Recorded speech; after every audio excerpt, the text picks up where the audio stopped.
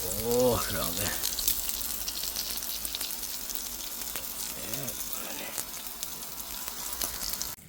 นี่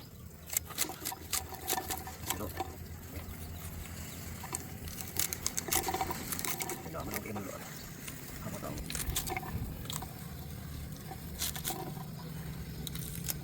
นี่เดี๋ยวทีเด็ดเขาเอาเห็ดลงก่อน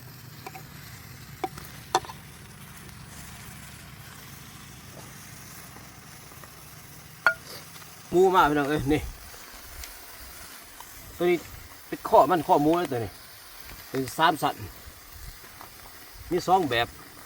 พี่น้องเอ้ยมาวันนี้เดี๋ยวมีเห็ด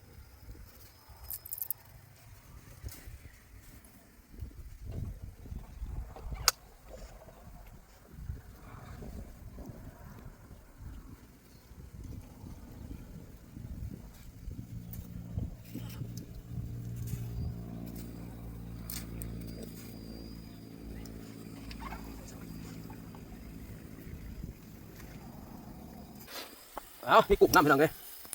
มีกุ้งด้วยเอา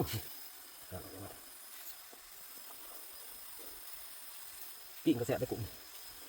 อ๋อมันลดเลยนะ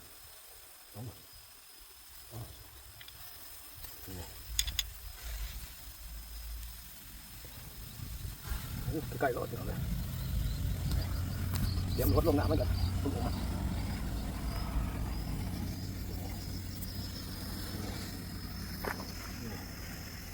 นี่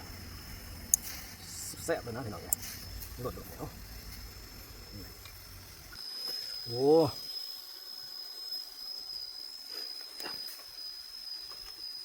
ใส่ตะเกียบไหมเกียบคลีดก่อนอันนี้เป็นข้อหมูตัวนี้โอ้หนาวเลยโอ้โหเอาเสร็จน้ำมันเอา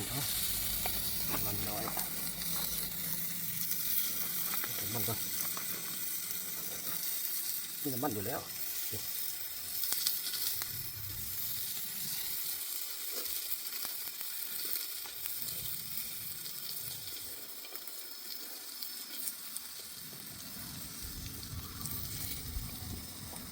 นี่ไง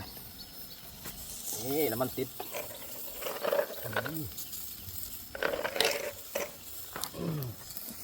วางอยู่นี่ก่อนติดมันกระทะติดก่อนนี่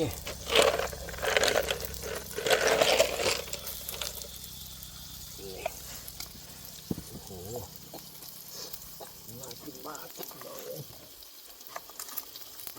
โอ้หอมผักขะแยงใส่ผักขะแยงน้ำนี่ยานี่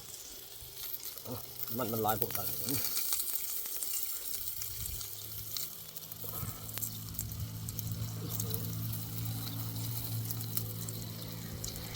อลังการงานสวย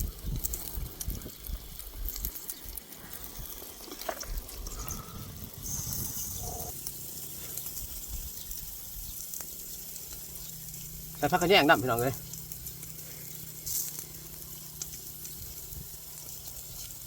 ต้นอะไรเขาเรียกว่าคอหมูย่าง3 สันและคอหมูย่างอร่อยวู้ชิมกุ้งก่อนพี่น้องเลยโอ้กำลังเด็ดเลยกุ้งกุ้งมันร้อนเลยนี่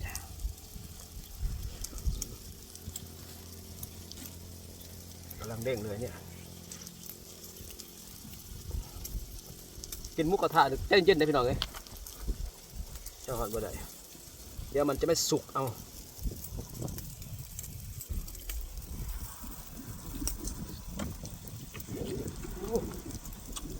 ไก่รสเนาะโอ้ชีน้ำเจียวป่ะ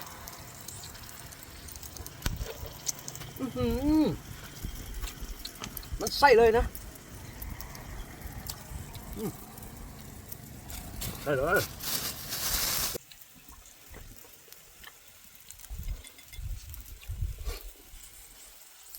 โอ้โห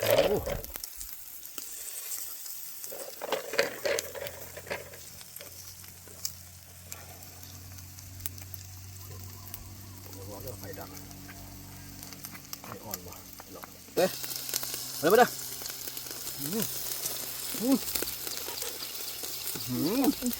ใส่ดินั่นเออมาแห้งไปเลยครับ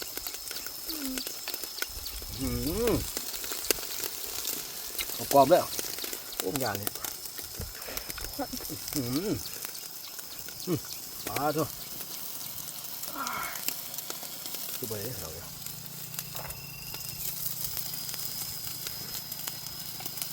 การโอ้มันเลย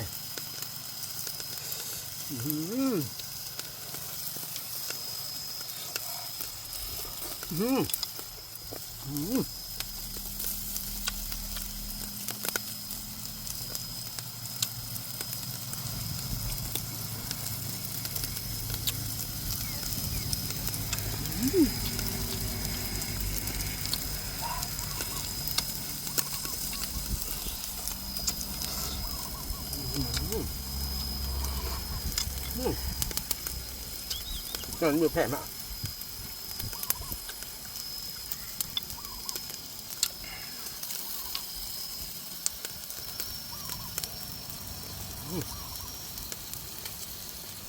เกิดปลา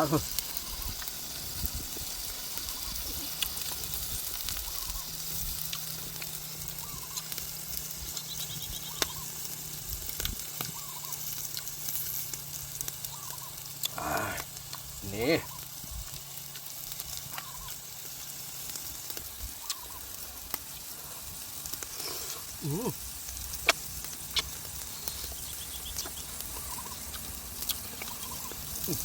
ไม่ได้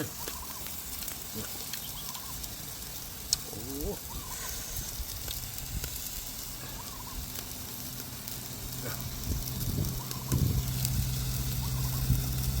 โหคักค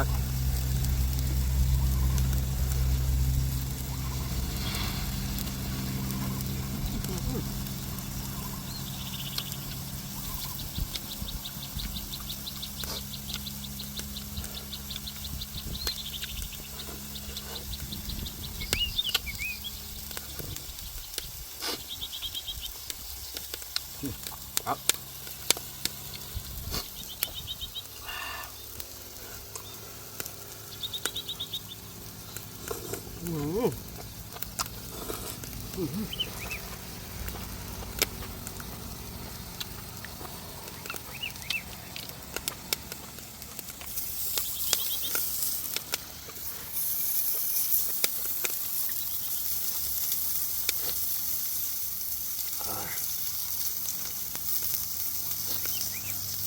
เดี๋ยวไปดิโอ้โห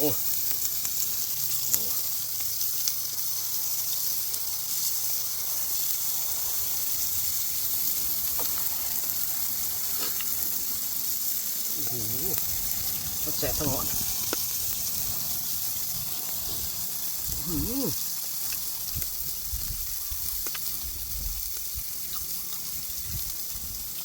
ใกล้รถ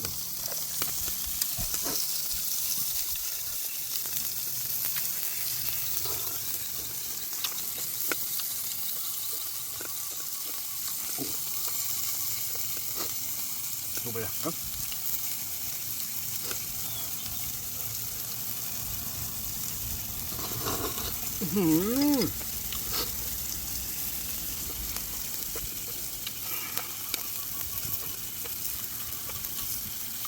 แซ่บเลย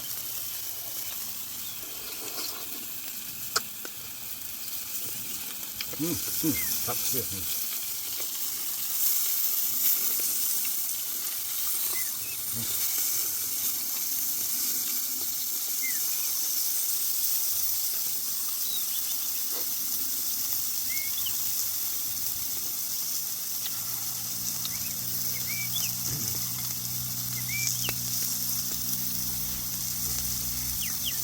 ตอนใหญ่เกิน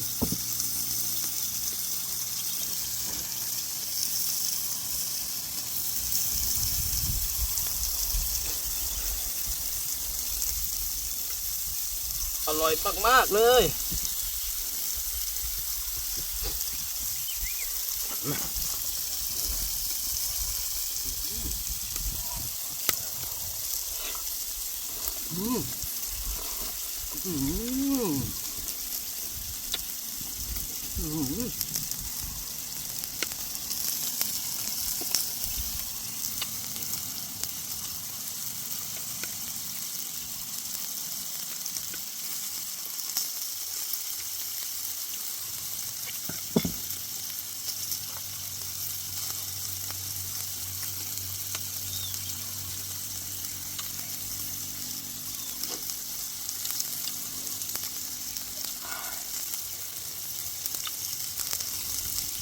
โอ้ข้อมูลเขาหลวงคักนะเลย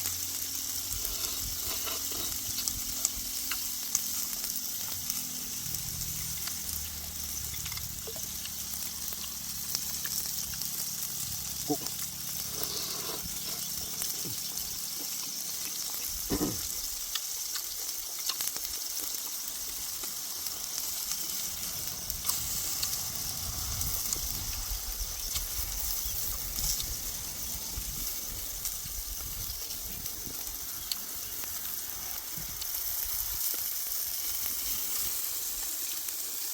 อะไรเหรอ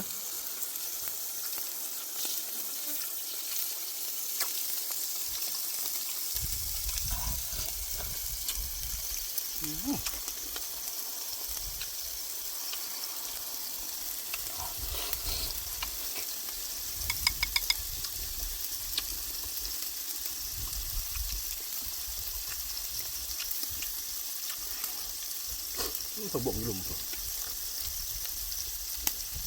ผักบงลุมผักบง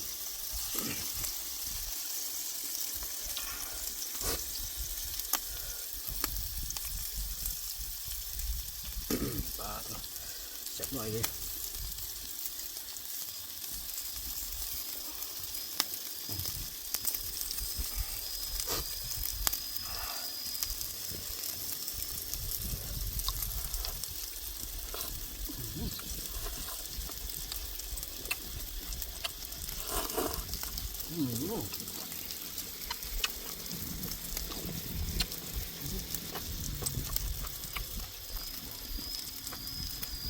อันนี้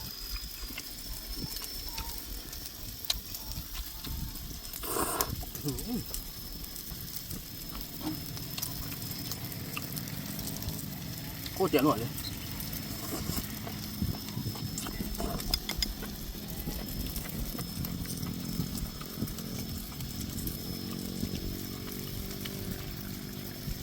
ต้นเหาะเดี๋ยวมันจะอ่อน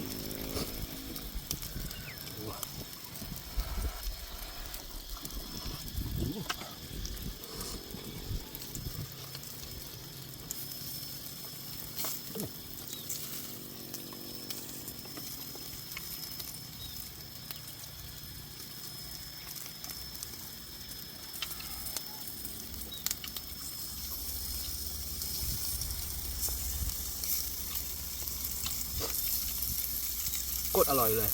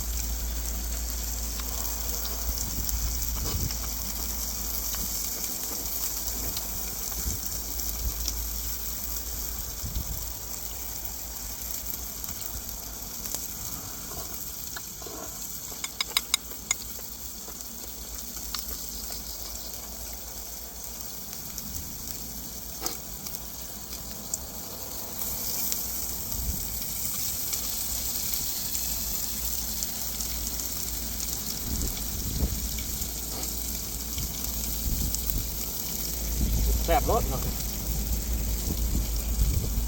เอา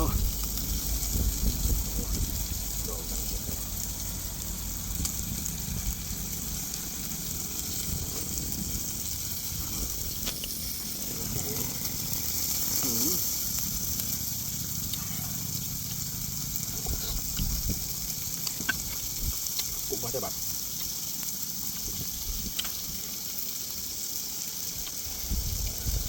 โอ้โหลมเย็น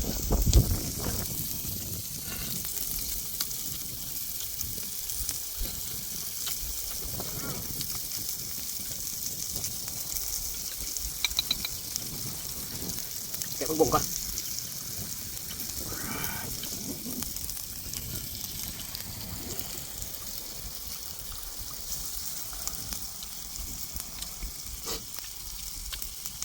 อีกต้นหนึ่ง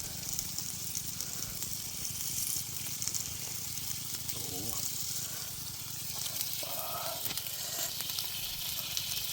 ต้นหอยแล้วครับ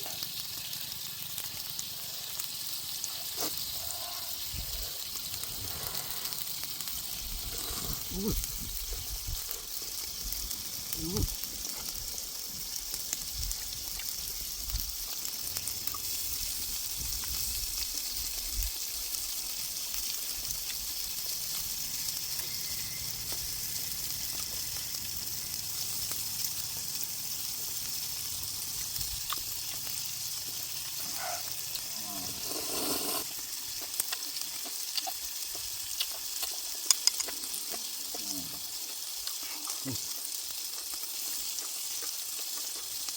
ใกล้เริ่มแล้วแซ่บเลย